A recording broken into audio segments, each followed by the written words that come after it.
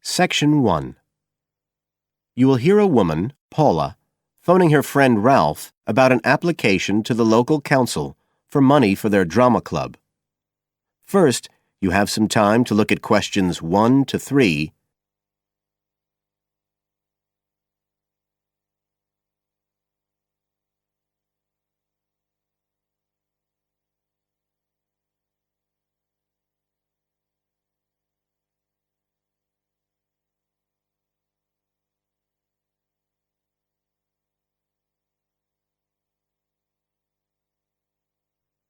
Now we shall begin. You should answer the questions as you listen, because you will not hear the recording a second time.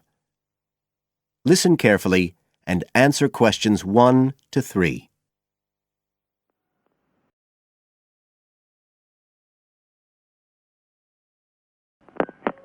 Hello?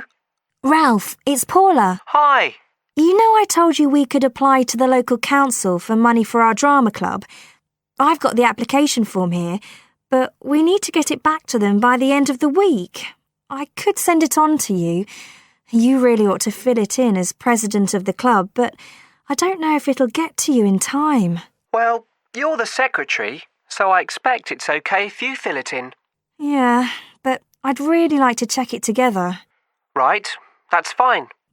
Like, the first part asks for the main contact person. Can I put you there? Sure. Right, so that's Ralph Pearson. Oh, and then I need your contact address. So that's 203 South Road, isn't it? No, 2:30. Oh, sorry, I always get that wrong. Then it's Drayton.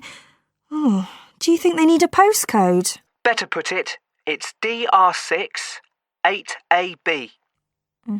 Okay. Telephone number. That's 01453 586 098, isn't it? Yes. Right. Now, in the next part of the form, I have to give information about our group. So, name of group, that's easy. We're the Community Youth Theatre Group.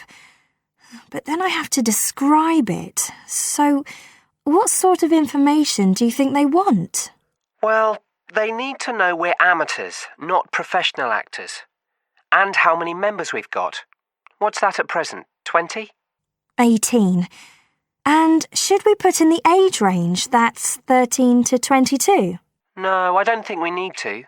But we'd better put a bit about what we actually do. Something like members take part in drama activities. Activities and workshops? OK. Right.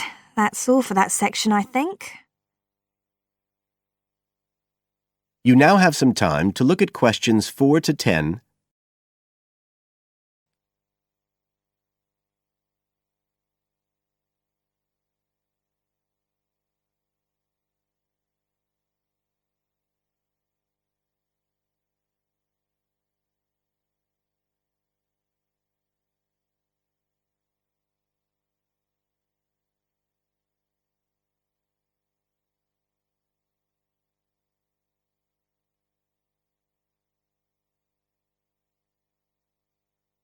Now listen and answer questions 4 to 10.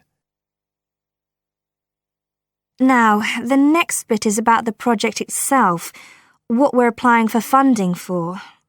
So, first of all, they need to know how much money we want. The maximum's £500. I think we agreed we'd ask for 250, didn't we? OK. There's no point in asking for too much. We'll have less chance of getting it. Then we need to say what the project, the activity is. Right. So we could write something like, to produce a short play for young children. Should we say it's interactive? Yes, good idea. Right, I've got that. Then we have to say what we actually need the money for. Isn't that it? No, we have to give a breakdown of details, I think. Well, there's the scenery. But we're making that.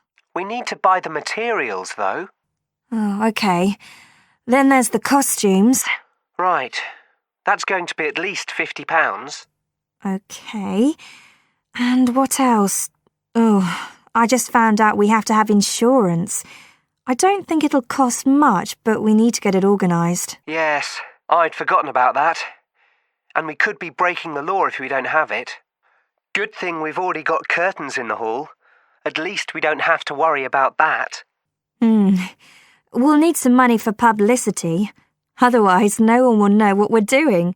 And then a bit of money for unexpected things that come up. Just put sundries at the end of the list. OK, fine. Now, the next thing they want to know is if they give us the grant, how they'll be credited. What do they mean, credited? I think they mean how we'll let the public know that they funded us. They want people to know they've supported us. It looks good for them. Well, we could say we'd announce it at the end of the play. We could make a speech or something. They might prefer to see something in writing. We'll be giving the audience a programme, won't we? So we could put an acknowledgement in that? Yeah, that's a better idea. OK, and the last thing they want to know is if we've approached any other organisations for funding and what the outcome was. Well, only National Youth Services. And they said that at present funds were not available for arts projects. Right, I'll put that. And then I think that's it. I'll get that in the post straight away. I really hope we get the money. I think we've got a pretty good chance. Hope so anyway. Thanks for doing all this, Paula. That's OK. See you soon. Bye. Bye.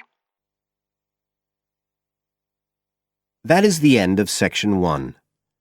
You now have half a minute to check your answers.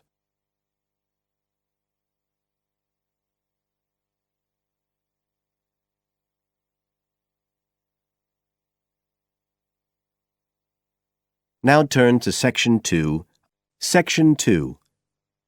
You will hear Joanne describing her home city of Darwin in Australia to a man called Rob, who hopes to go there. First, you have some time to look at questions 11 to 15.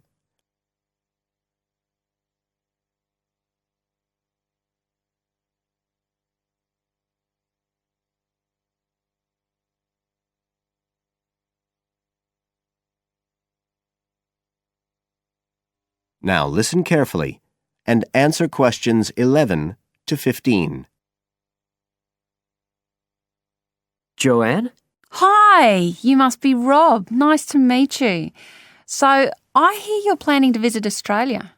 Yeah, and I really wanted to talk to you because I was thinking of spending some time in Darwin, and my sister told me you're from there. That's right. So, tell me about it. Well, where shall I start? Well, Darwin's in what they call the top end because it's right up at the northern end of Australia, and it's quite different from the rest of Australia in terms of cultural influences. In fact, it's nearer to Jakarta in Indonesia than it is to Sydney, so you get a very strong Asian influence there. That means we get lots of tourists. People from other parts of Australia are attracted by this sort of international cosmopolitan image. And as well as that, we've got the same laid-back atmosphere you get all over Australia, probably more so, if anything, because of the climate. But what a lot of the tourists don't realise until they get there is that the city's also got a very young population. The average age is just 29, and this makes the whole place very buzzy. Some people think that there might not be that much going on as far as art and music and dancing and so on are concerned because it's so remote. I mean, we don't really get things like theatre and opera in the same way as cities down in the south, like Sydney, for example, because of the transport expenses. But in fact, what happens is that we just do it ourselves. Lots of people play music, classical as well as pop, and there are things like artists groups and writers groups and dance classes. Everyone does something. We don't just sit and watch other people. You said it's very international? Yeah, they say there's over 70 different nationalities in Darwin. For instance, there's been a Chinese population there for over 100 years. We've even got a Chinese temple. It was built way back in 1887, but when a very bad storm, a cyclone in fact, hit Darwin in the 1970s, it was almost completely destroyed. The only parts of the temple that survived were part of the altars and the stone lions. But after the storm, they reconstructed it using modern materials. It's still used as a religious centre today, but it's open to tourists too, and it's definitely worth going to see it. Oh, and as far as getting around goes, you'll see places that advertise bicycles for hire, but I wouldn't recommend it. A lot of the year it's just so hot and humid. Some tourists think it'll be fine because there's not much in the way of hills and the traffic's quite light compared with some places, but believe me, you're better off with public transport. It's fine and not expensive. Or you can hire a car, but it's not really worth it. What's the swimming like? Well, there are some good beaches, but the trouble is that there's this nasty creature called the box jellyfish, and if it stings you, you're in bad trouble. So you have to be very careful most of the year, especially in the winter months. You can wear a lycra suit to cover your arms and legs, but I wouldn't like to risk it even so, personally. And there are the saltwater crocodiles too. I mean, I don't want to put you off. There are protected swimming areas netted off where you'll be safe from jellyfish and crocs, or there are the public swimming pools. They're fine, of course. You now have some time to look at questions 16 to 20.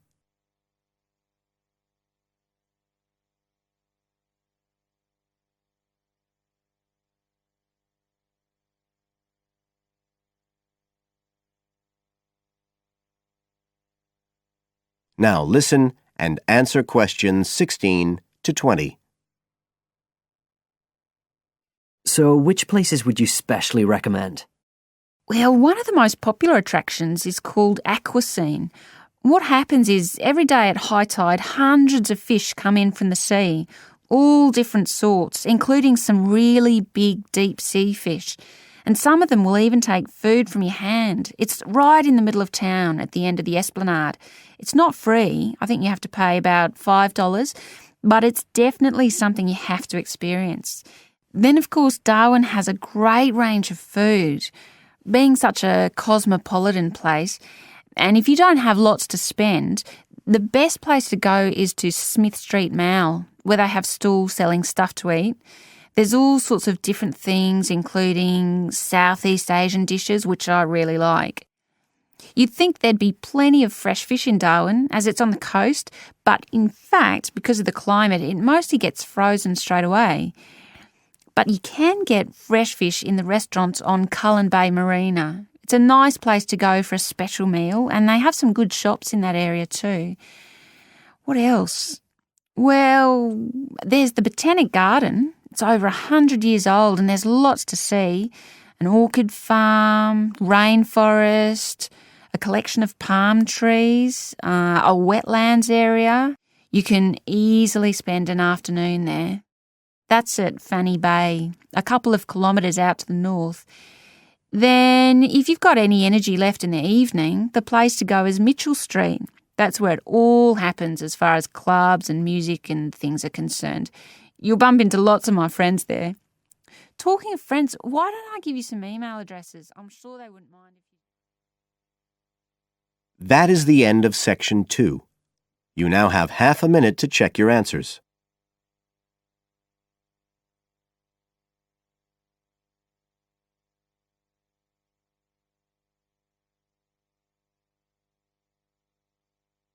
Now turn to Section 3. Section 3. You will hear two university students, Phil and Stella, talking to their tutor about their research project. First, you have some time to look at questions 21 to 27.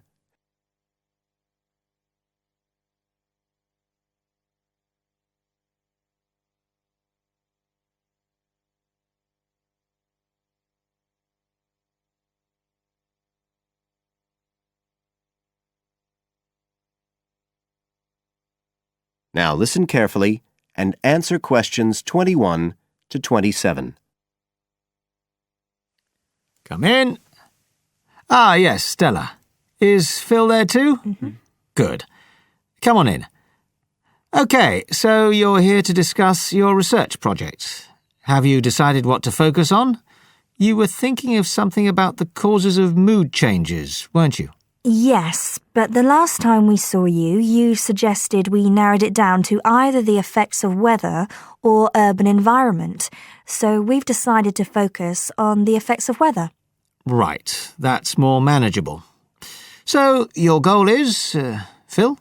To prove the hypothesis, no. To investigate the hypothesis that the weather has an effect on a person's mood. Good. And what's your thesis, Stella? Well, our thesis is that in general, when the weather's good, it has a positive effect on a person's mood, and bad weather has a negative effect. Can you define your terms here? For example, what do you mean by good and bad? OK, well, good would be sunny, warm weather, and bad would be when it's cold and cloudy or raining. And how would you define an effect on a person's mood? What would you be looking to find? An effect on the way a person feels. A change in the way they feel, like from feeling happy and optimistic to sad and depressed. Right. And what sort of weather variables will you be looking at? Oh, sunshine, temperature, cloudiness, precipitation, among others. It'll depend a bit what the weather's like when we do the survey. Fine. We'll talk about that in a minute. But first, what about background reading? I gave you some suggestions. Did you manage to read any of it? Yes, we read the Ross Vickers article, the one comparing the groups of American Marines training in summer and winter. That's quite relevant to our study. It was interesting because the Marines who were training in the cold winter conditions tried to cheer themselves up by thinking of warm places, but it didn't really work. Yes, they were trying to force themselves to have a positive mental outlook, but in fact it had the opposite effect, and they ended up in a very negative state of mind. And we found some more research by someone who wasn't on the reading list you gave us, George Whiteborn. He compared people living in 3 countries with very different climatic conditions. Actually, he looked at several things, not just the weather. But he found some people's reactions to bad weather were much worse than others, and it was linked to how stressed they were generally. The weather on its own didn't have such a significant effect on mood. And we looked at a paper by Haverton. Yeah, he broke weather up into about 15 or 16 categories and did qualitative and quantitative research. He found that humans respond to conditions in the weather with immediate responses, such as fear or amazement. But these responses can also be linked to associations from their earlier life, such as a particular happy or sad event. Did you have a look at Stanfield's work? Yes. It was interesting because the type of questions he asked was similar to what we were planning to use in our survey. Yes. He asked people how they were feeling on days with good and bad weather. He found the biggest factors seemed to be the humidity. Moods were most negative on days with a lot of rainfall. Long periods without sunshine had some effect, but nothing like as much. That could be quite a useful model for your project. Yes, we thought so too. Although we can't continue our survey for as long as he did. He did his over a 6-month period. You now have some time to look at questions 28 to 30.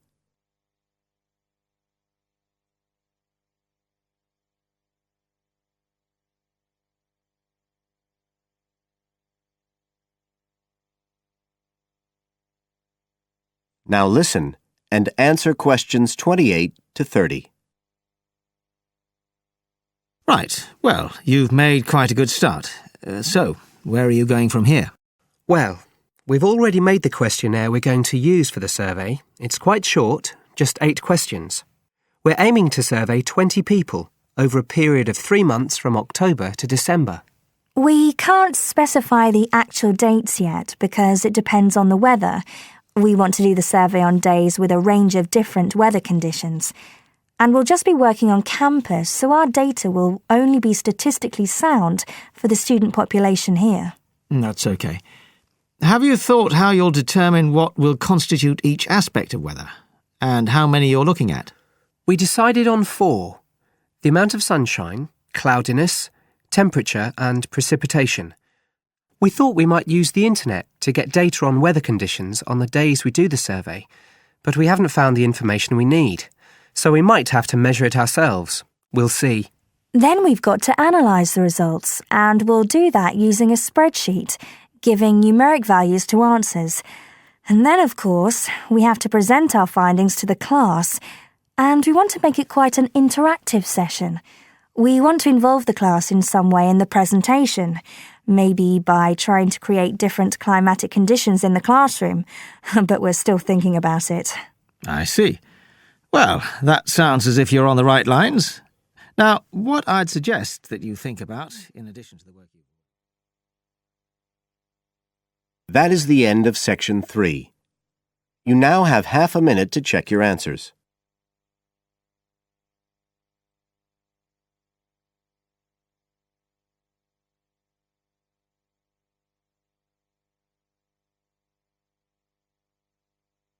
Now turn to Section 4. Section 4. You will hear a lecturer in education talking about some experiments done in the USA to investigate the effects of reducing class sizes. First, you have some time to look at questions 31 to 40.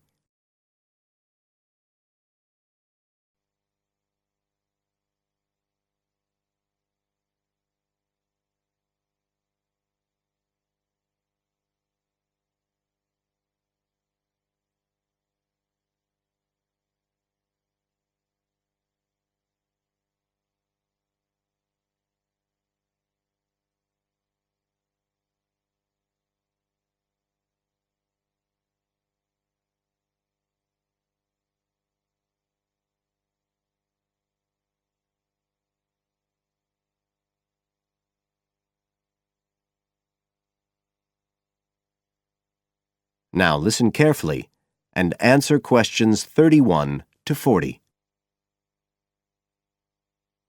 All over the world, there are passionate arguments going on about how educational systems can be improved.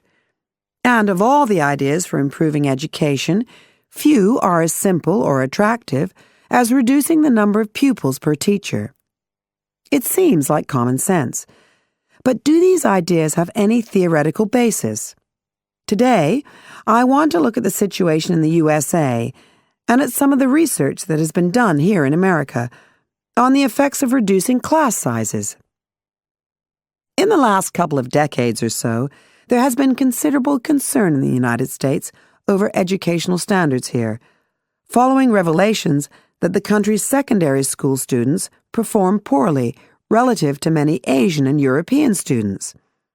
In addition, statistics have shown that students in the nation's lower-income schools in the urban areas have achievement levels far below those of middle-class and upper-middle-class schools. So would reducing class sizes solve these problems? Well, we have to remember that it does have one obvious drawback. It's expensive. It requires more teachers and possibly more classrooms, equipment, and so on. On the other hand, if smaller classes really do work, the eventual economic benefits could be huge. Better education would mean that workers did their jobs more efficiently, saving the country millions of dollars. It would also mean that people were better informed about their health, bringing savings in things like medical costs and days off sick. So what reliable information do we have about the effects of reducing class sizes? There's plenty of anecdotal evidence about the effect on students' behavior, but what reliable evidence do we have for this?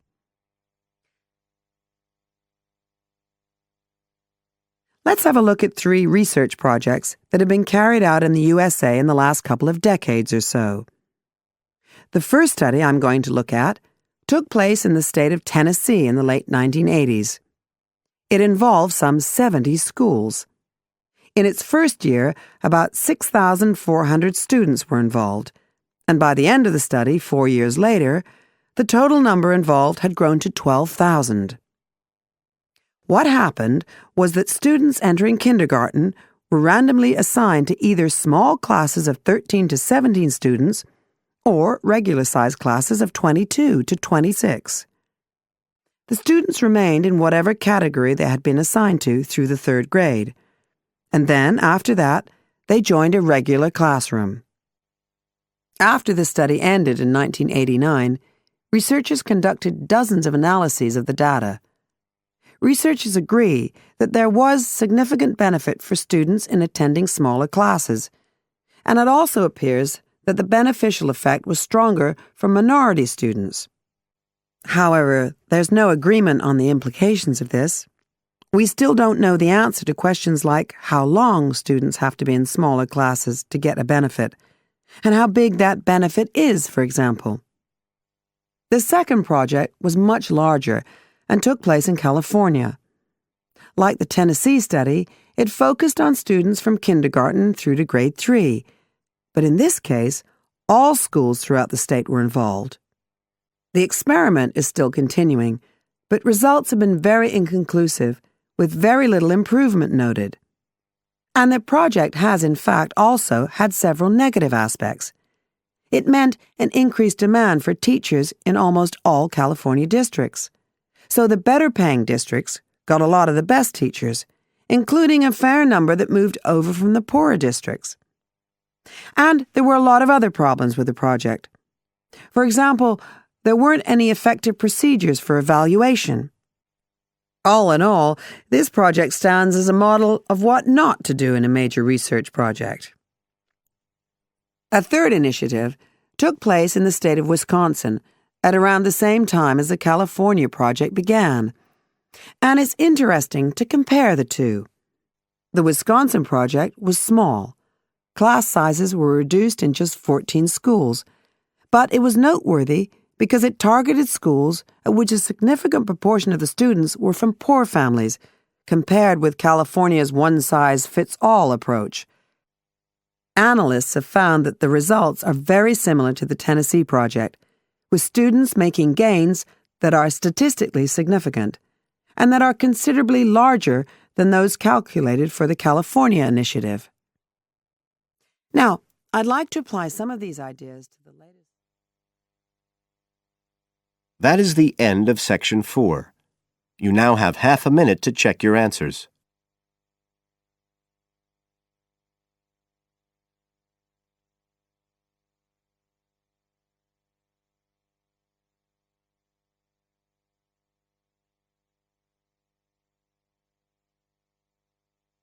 That is the end of the listening test. You now have 10 minutes to transfer your answers to the separate answer sheet.